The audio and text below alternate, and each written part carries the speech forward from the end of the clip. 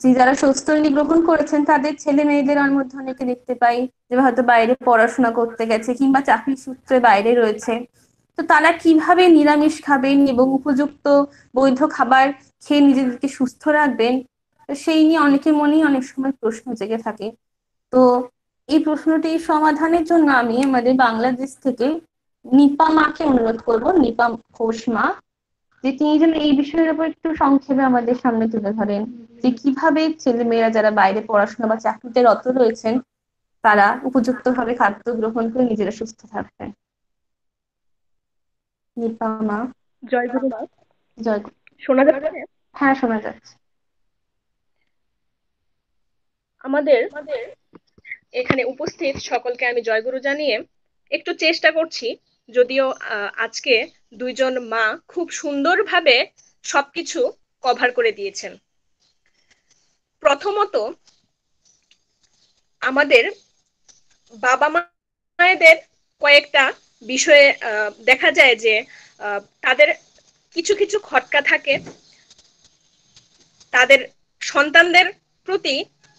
তাদের যে একটা স্নেহ, সেই স্নেহ বোধ থেকেই তারা একটা চিন্তা ভাবনা করে যে আমার ছেলে আহ, বা মেয়েটা যখন উচ্চশিক্ষা বা যার জন্যই হোক বাড়ির বাইরে যখন থাকবে, তখন হয়তো সস্তনীটা ঠিক ঠিকভাবে পালন করতে পারবে না, অথবা আমার যে মেয়েটা তার একটা সময় পরে বিয়ে দিতে হবে। তো সেই সময়ে আহ সস্তয়নী আহ ধারী ছেলে বা পাত্র পাবে কিনা, এরকম একটা দ্বিধা থাকে।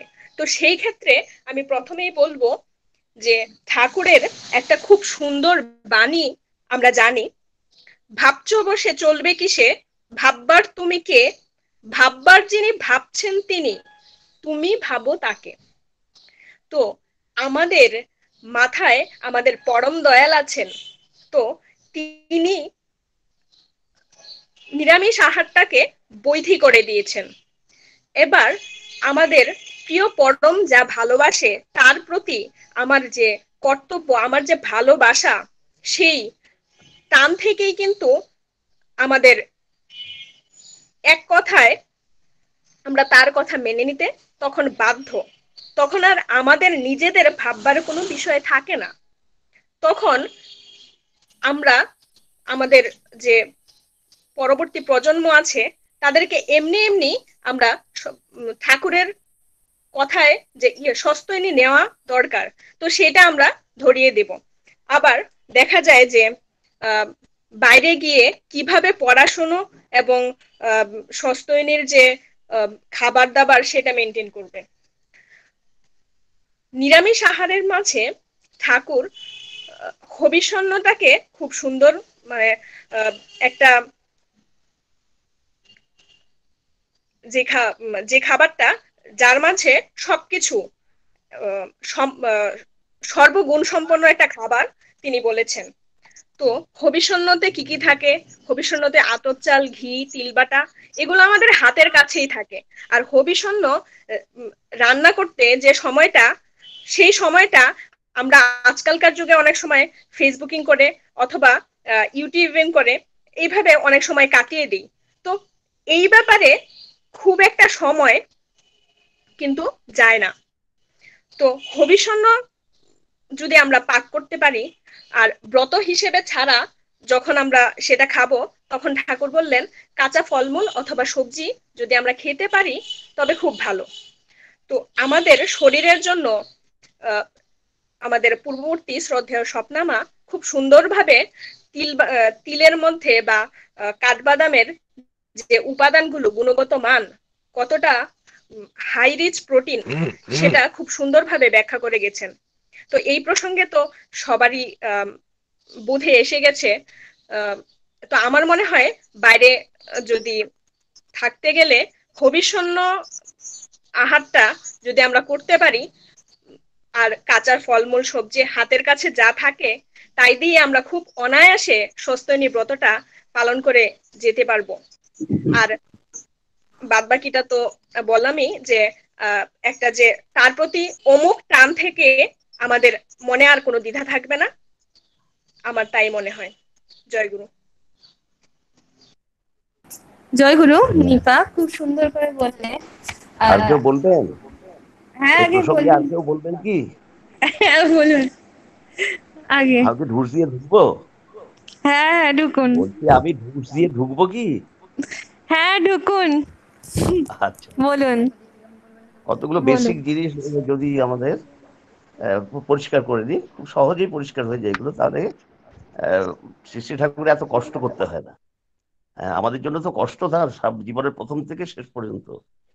তিনি এই যে বেসিক কথাটা, স্বস্ত্যয়নী পালন, স্বস্ত্যয়নী বিধানের মধ্যে, 5টি বিধানের মধ্যে কোথাও নিরামিষ খাওয়ার কথা নেই। আমরা এটা ওপর থেকে এটা প্রয়োগ করেছি, এটা একটা ইম্পোস্ট জিনিস। নিরামিষ খাওয়ার কথা দীক্ষিত জীবন থেকেই। যদি নিরামিষ না খাই তাহলে দীক্ষিত জীবনেই ব্রেক হয়, স্বস্ত্যয়নী ব্রেক হয় না। স্বস্ত্যয়নীর আগে দীক্ষিত জীবনই ব্রেক হয় নিরামিষ না খেলে। কারণ আমার প্রিয় পরম চেয়েছেন আমি নিরামিষ খাই, এর মধ্যে কোনো অপশন চলে না, দ্বিধাদ্বন্দ্ব চলে না, বিনা ওজরে বিনা বাক্যব্যয়ে কোনো ছুতো হয় না। তার কথাটি আমি কি বাক্য বলে কি, মন্ত্রমূলং গুরুর বাক্যং, এই ভেবে আমি যদি তাকে আমার জীবনের উদ্ধারক বলে মনে করে থাকি, তারক মনে করে থাকি, প্রশ্ন শূন্য হয়ে, প্রশ্ন মানে আমার কোনো সন্দেহাত্মক প্রশ্ন, জিজ্ঞাসারূপ প্রশ্ন নয়, জিজ্ঞাসা হতেই পারে, সন্দেহাত্মক কোনো প্রশ্ন, এতে কি হবে না হবে, কি হবে না হবে, তাহলে তো আমিই গুরু হয়ে যেতাম। যদি আমি প্রশ্নই আমাকে উত্তপ্ত করে তোলে তাহলে আমি গুরু হয়ে যেতাম। আমি তো গুরু না, আমি লঘু। তাহলে লঘু যে তাকে সে নিচে পড়ে থাকে, আর গুরু যে তিনি উপরে থাকেন, তিনি টেনে তোলেন। কোথাও নাই স্বস্ত্যয়নী 5টি বিধানের মধ্যে যে নিরামিষ খেতে হবে। এইটি আলোচনা যাজনের জন্য সব থেকে প্রথম দরকার। আমরা দীক্ষা দেওয়ার জন্য বা অন্য কোনো কারণে লোকটাকে করার জন্য ওই 6:6:1 এটা করি, 6 দিন নিরামিষ আমিষ খাও, একদিন নিরামিষ খাও। এটা কিন্তু কথা নয়, এইরকম ভাবে মিনিমাইজ করা ঠিক নয় আদর্শকে, কখনো বলতে নেই। আমি নিজের জীবনে অনেক বছর বাইরে কাটিয়েছি, বর্ধমানে পড়াশোনা করেছি, এবং সেইখানে আমার একটি ওই পরিবেশের মধ্যে একটি পরিচয় ছিল আমার, কি সাধুয়ে। কেন? যে ওই অবস্থায় আমি নিরামিষ খাই এক্সক্লুসিভলি, এবং কোনো বিয়ে বাড়িতে যেতেও আমার আপত্তি হয়নি, কোথাও গিয়ে খাইনি বলে কেউ কিচ্ছু বলেনি। কারণ আমার তাদের সাথে ব্যবহারিক সম্পর্কটা এমনই ছিল যে পরম পিতারই দেওয়া, যে তারা এত রেলিশ করতো, সেটা এত আনন্দ চিত্তে নিত, যে কোনোদিনও কেউ আমাকে উল্টো বোঝানোর চেষ্টাই করেনি। কারণ জানে যে আমার সংকল্পে আমি দৃঢ়চেতা। এই হলো প্রথম কথা। দ্বিতীয় কথা, যে এই আজকে আলোচনার বিষয়, সেটি এই খাদ্যর বদলে আমরা যদি আহার শব্দটি ব্যবহার করি তাহলে আরো সুন্দর হয়। এবং শরীরম আজ্ঞাম খলু ধর্ম সাধনম, এই কথাটা আছে, এইটারই কিন্তু ইংরেজি বা বাংলা করা হয়েছে আজকের বিষয়বস্তুতে। তাহলে শরীরম আজ্ঞাম খলু ধর্ম সাধনম, ধর্ম পালনের উপায় হলো, প্রথম উপায় হলো শরীর। শরীর শব্দটার অর্থ উৎপত্তিগত হলো শ্রী ধাতু ইরম প্রত্যয় করে শরীর। শ্রী ধাতু মানে আশ্রয় করে থাকবে, তার মানে বাঁচা এবং বাড়াকে যা আশ্রয় করে থাকে তাকেই শরীর বলে। এই শরীরটাকে আমি আহারের মধ্যে দিয়ে আমি প্রথমে তৈরি করব। আহার মানে আহরণ করা হয় যার দ্বারা, খাদ্য শব্দ দিয়ে কিন্তু সেটি বোঝা বোঝা যায় না, কিন্তু আহার শব্দ দিয়ে বোঝা যায় যে আমি পরিবেশ থেকে আমার বিভিন্ন রকমের উপকরণ সংগ্রহ করি, এই আহরণ করি। এই আহরণটা কি করব, যাতে আমার ধর্মের পালন এবং ধর্মের উপায় হিসেবে ব্যবহার করতে পারি। এবং ধর্মর সাথে শরীরের, ওই জন্য স্ত্রী ধাতু বললাম। ধর্ম যদি আমাকে আশ্রয় করে থাকে, তাহলে সেই ধর্মকে আশ্রয় করবে আবার আমার শরীর। সুতরাং ধর্মের মধ্যে যদি আশ্রয়ের ভাবটা থাকে, শরীরের মধ্যেও আশ্রয়ের ভাবটাই থাকবে। আশ্রয় ছাড়া অনাশ্রয়ের কোনো তত্ত্ব যদি আমি শরীরের মধ্যে প্রবেশ করাই, তাহলে কিন্তু শরীর ভেঙে পড়বে এবং শরীরের যা ধর্ম সেটি পালন করতে পারবে না।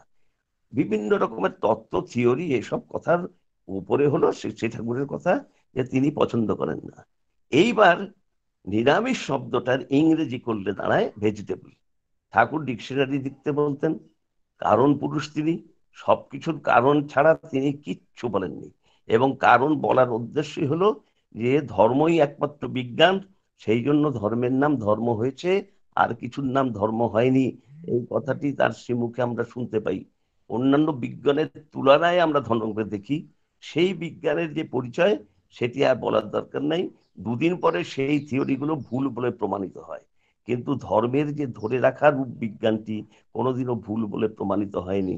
আমার পৃথিবী যে মাটি, যার নাম ধরা, যার নাম ধরিত্রী, যার নাম ধরিত্রী, যার নাম ধরতি মাইয়া, তিনি কি কোনোদিনও বলেছেন আমাকে ধারণ করে থাকবেন না, আমাকে ধরে রাখবেন না?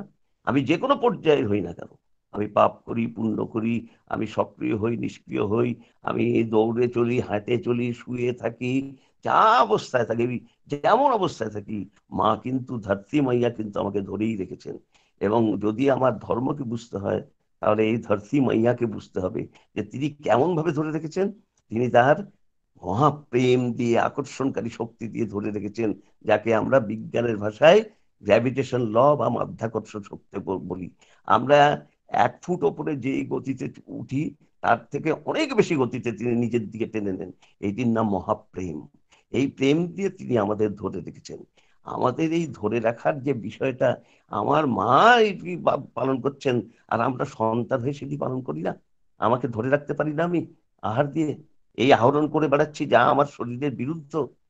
এবং এই যে নিরামিষের যে ইংরেজি শব্দটা ভেজিটেবল, ঠাকুর সেই কারণ পুরুষ কারণে গিয়ে বললেন টু এনলাইভেন, টু অ্যারাউজ। এইটাই হলো ভেজ শব্দের বা ভেজিটেবল শব্দের অর্থ। নন ভেজের ওই রকম কোনো ব্যুৎপত্তিগত অর্থ পাওয়া যায় না, নন লাগিয়ে দিলেই অর্থটা বোঝা যায়। টু অ্যারাউজ, যেটা আরো জীবনী শক্তিকে বাড়িয়ে দেয়, জীবন্ত করে তোলে, যেটা ধারণ করে রাখে। টু অ্যারাউজ বা টু এনলাইভেন, এই আমাদের ধরে রাখার ব্যাপারটা যে আহারের মধ্যে দিয়ে হয়, সেই আহারই ভেজিটেবল বা নিরামিষ আহার। এইবার আসলো যে মূল কথা যেটা বলছি, যেটা আরেকটু করছেন কি, আহার শুদ্ধ সত্য শুদ্ধি, সত্য শুদ্ধ ধ্রুবা স্মৃতি, ধ্রুবা স্মৃতি সর্বগ্রন্থিনাম বিপ্রবক্ত। হ্যাঁ, আহার শুদ্ধির থেকে সত্য শুদ্ধি হয়। সত্য শুদ্ধি মানে সৎ, এই শব্দটার বিশেষণ হলো সত্য। সৎটা অর্শ ধাতুর থেকে হচ্ছে। অর্শ ধাতু মানে বেঁচে থাকা। বেঁচে থাকাটা যখন ষষ্ঠী প্রত্যয় হচ্ছে, তার মানে নিরন্তর বেঁচে থাকা, যেটার মধ্যে একটা কন্টিনিউড ফর্ম আছে, যেটা কোনোদিনও ব্যাহত হয় না, তাকে সৎ বলে। তখন সত্য যেটা মানে বেঁচে থাকার ভাব যেটা, সেটা আহার শুদ্ধির থেকেই শুদ্ধ রূপে থাকা সম্ভব হয়। আহার শুদ্ধও সত্য শুদ্ধি, সত্য শুদ্ধও ধ্রুবা স্মৃতি। এই যে স্মৃতিটা আমাদের ধ্রুব হয় না কেন? আমরা নিরামিষ ভোজীরাও দুপুরবেলা কি দিয়ে খেয়েছি বিকেল বেলা বলতে পারি না কেন? নিরামিষেরও নিরামিষ হয়। শ্রী ঠাকুর বলছেন নিরামিষেরও নিরামিষ প্রয়োজন। এই যে আমাদের স্বপ্নামাজে এত ব্যাপকে বিস্তারে করলেন, এর অর্থই হলো যে নিরামিষের নিরামিষ, সেইটি পালন করতে হবে। এখানে বেশ কয়েকজন মিষ্টি মানুষ ঠাকুরের ভাবধারার প্রচার প্রসারে যাদের অবদান বলবো না আমি, যাদের ভূমিকা অনস্বীকার্য, অনন্তকালের জন্য থাকবে, তাদেরও কিন্তু ঠাকুর, তারা নিরামিষ খেতে গিয়ে এমন তেল মাছ মশলা ঝাল খেতেন যে ঠাকুর বারবার বারণ করা সত্ত্বেও তারা 60 একটুখানি গিয়ে বা 60-এর নিচে তারা চলে গেলেন। এবং সেই জাতীয় ইয়ের জন্য আমাদের আক্ষেপ হয়, আফসোস হয় যে ঠাকুরের কথাটা এত পালন করলেন, এত বুঝলেন, কিন্তু এই আহারের ব্যাপারটা তিনি ওই প্রবৃত্তির দাসই পালন করলেন, সেটাই চালালেন। এবং স্মৃতিরম্ভে সর্বগ্রন্থিরা বিপ্রমক্ষ, যখন স্মৃতিটা আমার ধ্রুব হয়, প্রত্যেকটা বিষয় আমার মনে থাকছে, আমি সাধারণ বিষয়কে মনে রাখার মধ্যে দিয়েই প্রিয় পরমের বিষয়কে মনে রাখার একটি অতি বৈজ্ঞানিক ব্যাপার আমাদের মধ্যে সংঘটিত হয়ে থাকে, তখন তার নির্দেশগুলো সব আমাদের মনে থাকবে।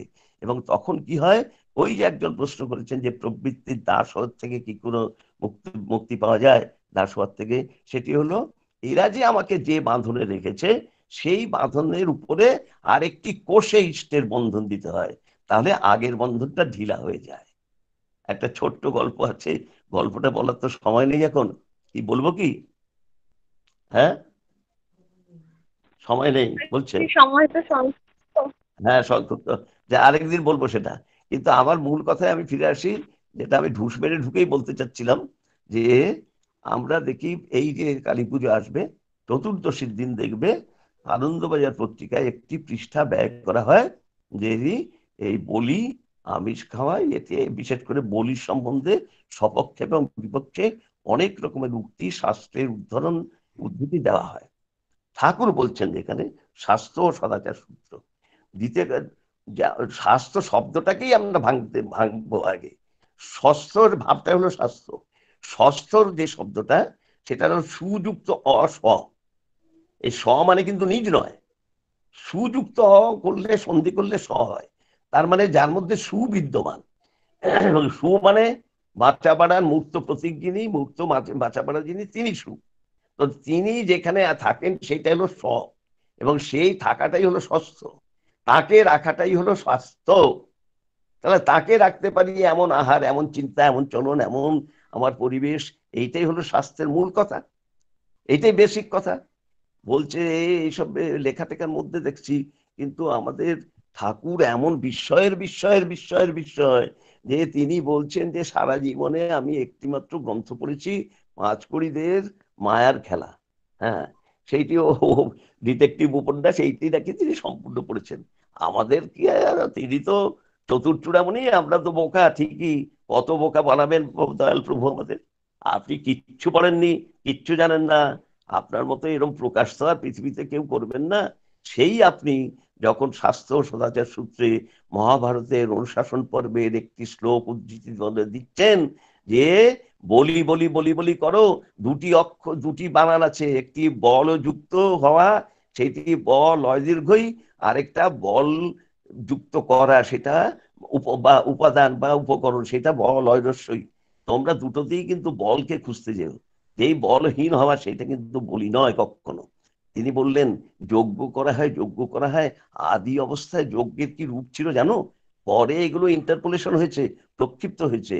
সেটা হলো বিজয়ীর যজ্ঞেষু দ্রষ্টব্যম ইতি বৈ বৈদিকী শ্রুতি অজসঙ্গানি বীজানি ছাগং নো হন্তুমার্হত, ছাগং নো হন্তুমার্হত।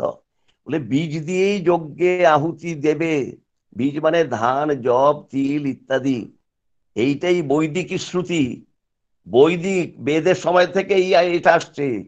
অজসংজ্ঞানি বীজানি, বীজকে অজ বলা হয়, কেননা বীজ অঙ্কুর নেয়, কোনটা অঙ্কুর আগে না বীজ আগে, এই একটা তো রয়ে যায়, হ্যাঁ, সমাধান হয় না কোনোদিনও। সেই জন্য বীজকে অজ বলা হয়, অজ সংজ্ঞানি বীজানি, বীজকে অজ বলা হয়, আবার ছাগকেও অজ বলা হয়। ছাগং নো হন্তুম অর্হত, ছাগ রূপী অজকে হত্যা করতে যেও না, কখনো যেও না। বীজ রূপী শস্য দিয়েই, অজ দিয়েই তুমি আহুতি দিও, ছাগ রূপী অর্জকে দিয়ে কখনো আহুতি দিতে যেও না, বীজ রূপী ওই দাও। এইবার ঠাকুর বলছেন যে হত্যা করে খাওয়া হয় যাদের, তাদের অবস্থাটা কেমন দাঁড়ায়? হ্যাঁ, তাদের অবস্থাটা কেমন দাঁড়ায়? যাদের হত্যা করে খাওয়া হয় তাদের তিনটে জিনিস হয়। একটি হলো উত্তেজনা। কেমন উত্তেজনা? ভয়জনিত উত্তেজনা। কেমন ভয়? মৃত্যু ভয়জনিত উত্তেজনা। বলছেন যে ভয়জনিত উত্তেজনা যখন হয়, তখন সেই যেই বিষয়টাকে বা যেই প্রাণীটাকে হত্যা করা হচ্ছে, তার মধ্যে হত্যা করে খেতে হয় এমন জান্তক খাদ্য মাত্রেই হত্যাকালীন যে শঙ্কা, ধুধুক্ষু, বোধ বিকার ও বধত্রাস কুঞ্চিত ভি উৎপন্ন হয়, তার ফলে হত জীবটির মধ্যে তার কৌশিক দানাগুলি বিকৃত ও বিষাক্ত হয়ে ওঠে এমন ভাবে যে অত্যুগ্র উত্তাপেও তা অন্য পরিণতি লাভ করে কমই বা লাভ করে না। তার মানে ওই যে বধকালীন যে উত্তেজনা হলো, যে চরম কষ্ট, সেই কষ্টে থরথর থরথর করে কাঁপতে থাকে সেই জীব, মায়ের সামনে বলে দিচ্ছে মার সন্তানকে, মা আনন্দে যাচ্ছেন, কি রূপ কল্পনা করে আমরা এই পুজো করে চলেছি, কি সম্বর্ধনা আমাদের পূজার মাধ্যমে। এবং সেই বধকালীন যখনই তার ধর থেকে মাথা থেকে তার ইয়ে থেকে আলাদা করে গেল, কতক্ষণ যাবৎ ছটফট ছটফট ছটফট করতে থাকে, এবং তারপরে চেপে ধরা হয় তার, যাতে ছটফটানি বন্ধ হয়। সেইটি নিয়ে গেল, নিয়ে গিয়ে অত্যুগ্র উত্তাপে যখন সিদ্ধ করলো, বধকালীন যে উত্তেজনা, সেই উত্তেজনার থেকে বিন্দু মাত্র উত্তেজনা করে না। এমন একটি জিনিস খাওয়ার পরে তারপরে মানুষ বলবে আমরা প্রোটিন, আমরা কোন টিন? আমাদের এই সেই মরচে ধরা টিন, জীবন শেষ হওয়ার মুখে, আর কিছু বলার অপেক্ষা আছে বলে মনে করি না। সেই জন্য তার কথা, তার বিজ্ঞানসম্মত আগে কথা। এবার দীপিকা মাকে একটু বলতে বলবো। বলো। যেহেতু আমাদের এখানে প্রার্থনার সময় হচ্ছে 4:45, তাই একটু সংক্ষেপ করতে হবে। দীপিকা মা, যে শ্রী ঠাকুরের রান্নাতে বিভিন্ন ধরনের এক্সপেরিমেন্ট আমরা দেখতে পাই, সেই বিষয়ের উপর যদি কিছু বলেন তাই তাকে অনুরোধ করব।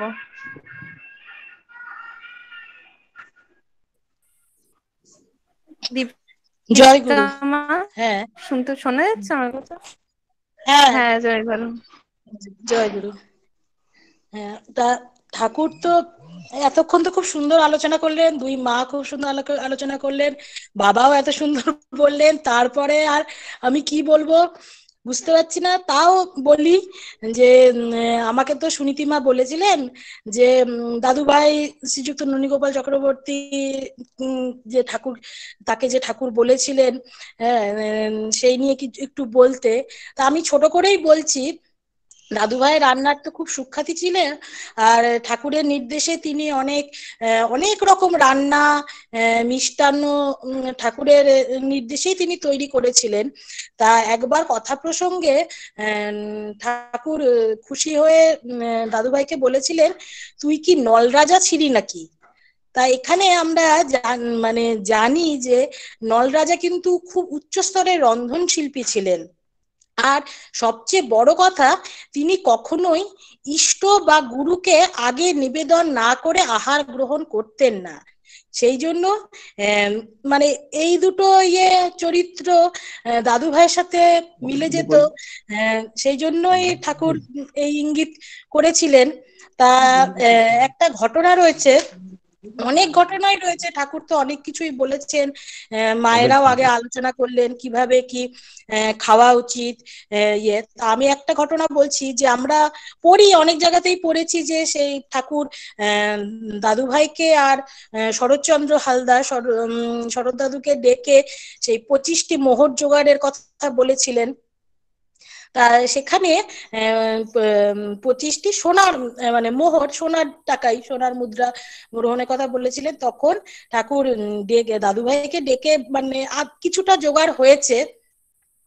একজন ঠাকুর বলেইছিলেন যে একজন দিতে পারে, আর তোমরা 12 জনের কাছে 2টি করে মোহর চাও, আর একটি মোহর একজন নিজে থেকেই দেবে।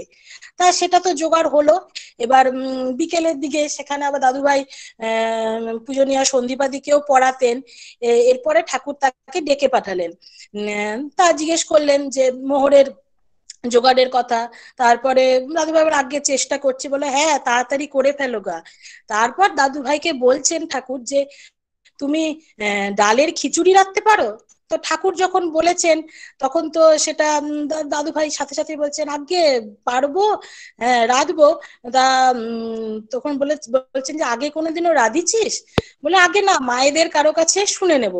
তখন দাদুভাই ঠাকুর বলছেন যে ধুর, এদিকে আয়, হ্যাঁ বলে তিনি বর্ণনা দিলেন কিভাবে করতে হবে। সেটা আমি ব্যাখ্যায় এখন যাচ্ছি না, সময়ও সংক্ষিপ্ত। তারপরে বলেন তার সাথে একটু তুমি আলুর দম করো, ওই যে দই টই দিয়ে তুমি যেমন করে করো, আর তার সাথে পাট ভাজা। তারপরে বললেন এই কথাটা সবচেয়ে বড় কথা, যে আর একটা কথা শোনো, রান্না তো করবে, আগে কিন্তু আর কারো কথা ভেবে ফেলো না। তাহলে এখান থেকে আমরা বুঝছি, যখন ঠাকুর ভোগে রান্না হচ্ছে একমাত্র ঠাকুরের কথাই সেটা চিন্তা করা হবে, অন্য কারো কথা চিন্তা করলে কিন্তু সেটি ঠাকুর ভোগে আর লাগে না।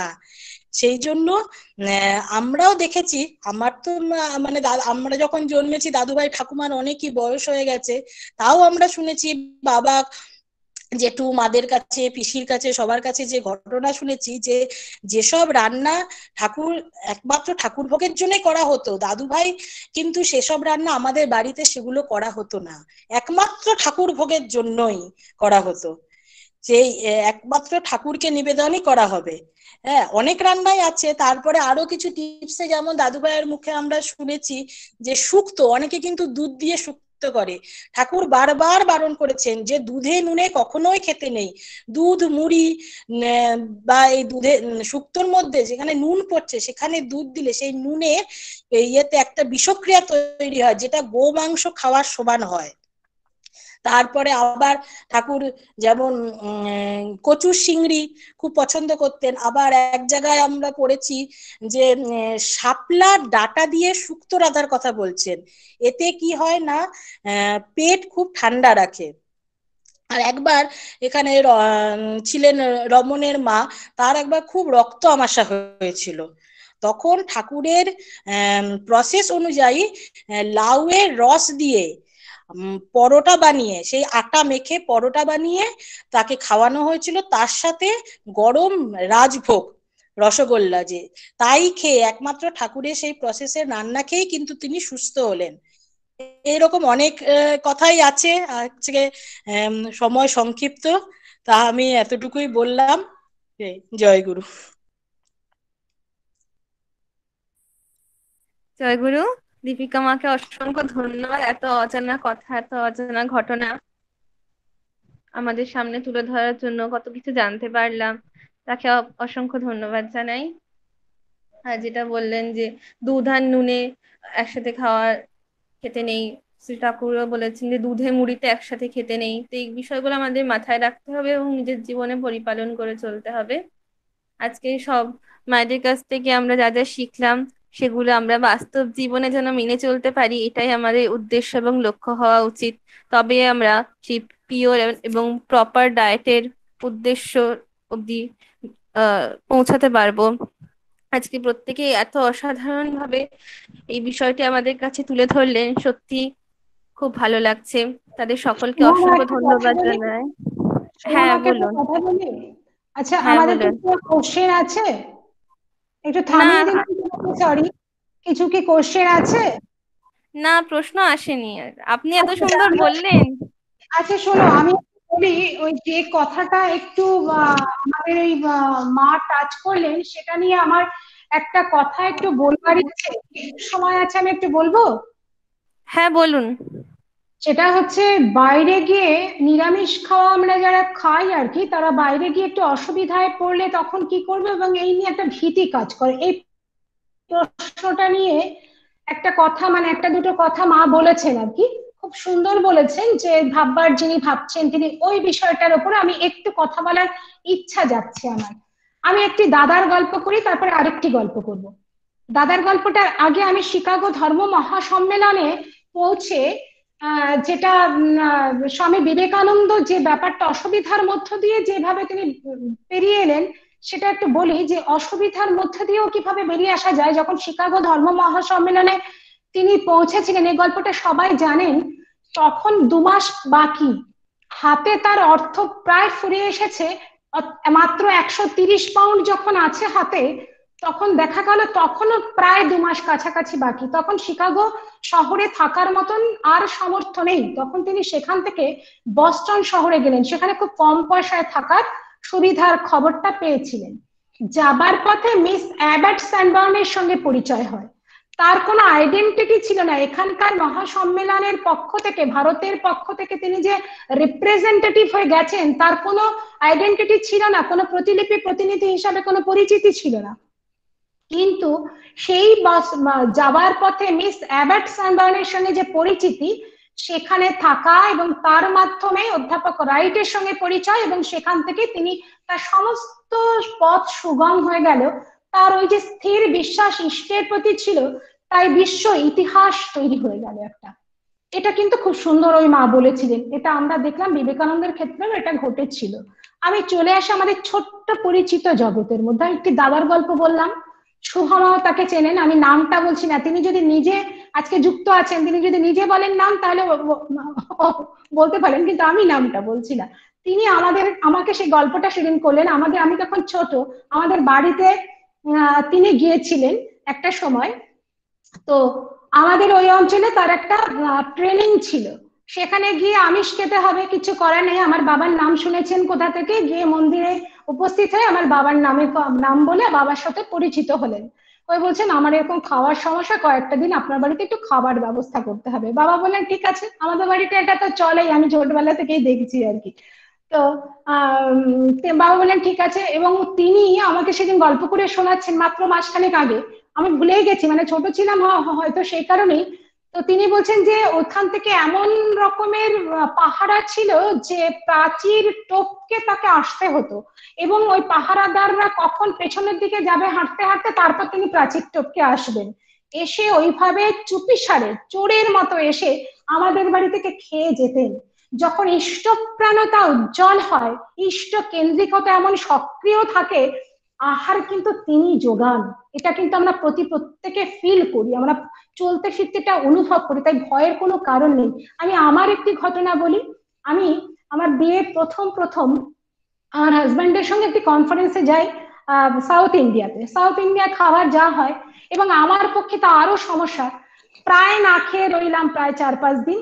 কোনো ক্রমে খাওয়া খিদে অস্থির, মানে যা খাদ্য আমার জোটে এবং আমি খেতে পারি, সেই খাদ্যটুকু তার প্রাণ ভরছে না। ওই ভাত রুটিতে অভ্যস্ত মানুষ তো, যাই হোক, খুব খিদে খুব খিদে। তারপর একটা সময় আমি ওপর থেকে ফেরার সময় পন্ডিচেরি আশ্রমে যাই।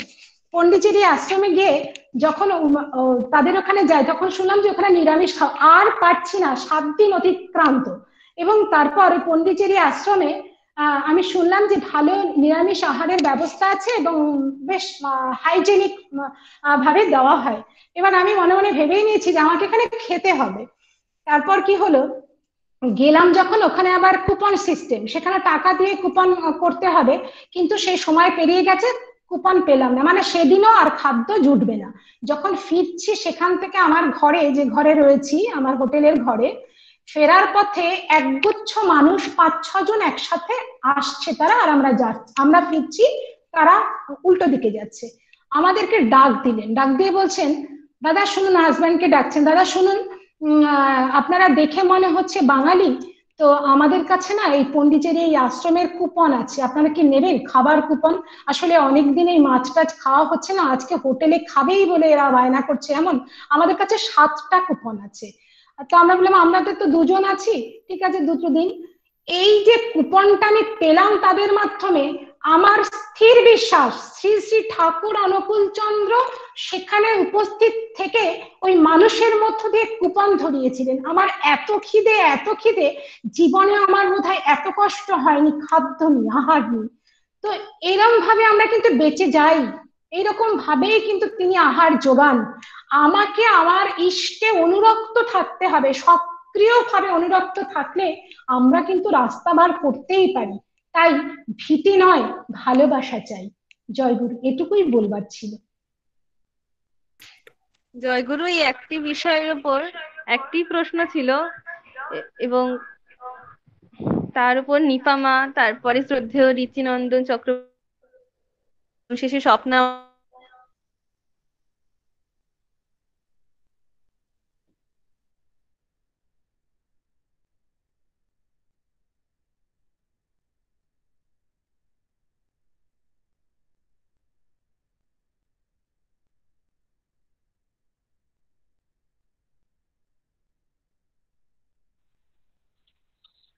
হ্যালো, কিছু শোনা যাচ্ছে না।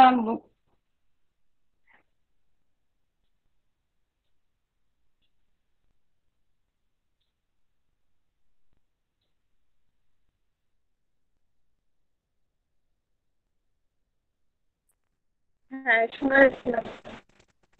যখনই ওখানটা দিয়ে গার্ডটি পার হতো বাবা, তখনই হচ্ছে এই পাঁচিলটা টপকে এই স্বপ্না মায়ের বাড়িতে গিয়ে খেয়ে দিয়ে আবার সঙ্গে সঙ্গে ফেরত চলে আসতেন। তো এইভাবে আমরা যদি ইচ্ছা করি, তাহলে আমরা নিরামিষ খেয়েও নিজের জীবনে সমস্ত কর্মক্ষেত্রেই সফল হতে পারবো। এইটুকুই আজকে বলার, এবং সমগ্র আলোচনাটি এত সুন্দরভাবে পরিবেশিত হলো। সকলকে অসংখ্য ধন্যবাদ, যারা এখানে বক্তব্য রাখলেন, যারা বললেন, প্রশ্নের উত্তর দিলেন, সকলকেই অনেক অনেক কৃতজ্ঞতা জানাই। এভাবেই পরবর্তীতেও আপনারা থাকবেন। পরবর্তী সেশন হবে অটো সাজেশন বা শত অনুজ্ঞা আমরা যেটা বলি, সেই বিষয়ের উপর বিশিষ্ট বক্তারা আলোচনা করবেন। আপনার এই একই লিঙ্কে একইভাবে সকলে উপস্থিত থাকবেন। সকলকে জয়গুরু জানাই। আজকের সেশন এখানেই শেষ হলো।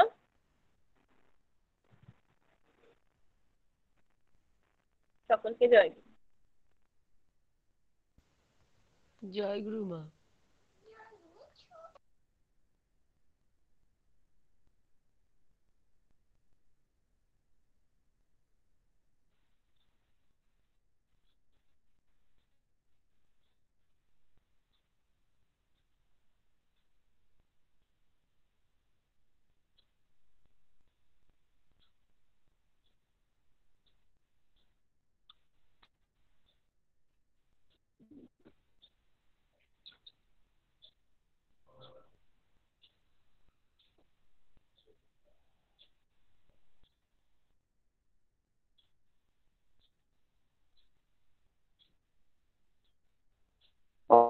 টাটা।